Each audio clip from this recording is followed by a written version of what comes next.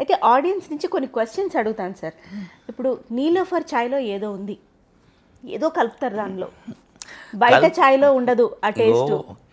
దేవునికి నైవేద్యం పెడతాం మనం, కొంచెం నైవేద్యం పెడతాం, దానిలో కాజు ఇస్తాం, పిస్తా ఇస్తాం, నెయ్యి ఇస్తాం, ఎంతకైందని చూడాలి. అవును. ఇప్పుడు నాదేమున్నది, ఛాయ్ తయారైనాక ఎంత పడ్డదని నేను చూడ, క్వాలిటీ మెయింటైన్ చేస్తా. టీ పొడి కానీ పాలు కానీ చేసే విధానం కానీ ఇట్లా ఇస్తా.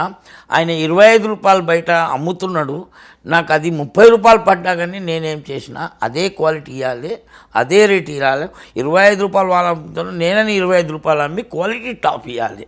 అంటే నాకు నచ్చింది ఇవ్వాలి నేను కోరుకో. ఎందుకంటే నేను బండి మీద ఛాయ్ చేస్తున్నాను, ఛాయ్ టేస్ట్ ఉంటేనే ఛాయ్ ఇట్లా ఉన్నది. ఛాయ్, గుట్కా, పాన్, సిగరెట్ అలవాటు అయింది ఉంటే 10 కిలోమీటర్ల నుంచి రావాలి.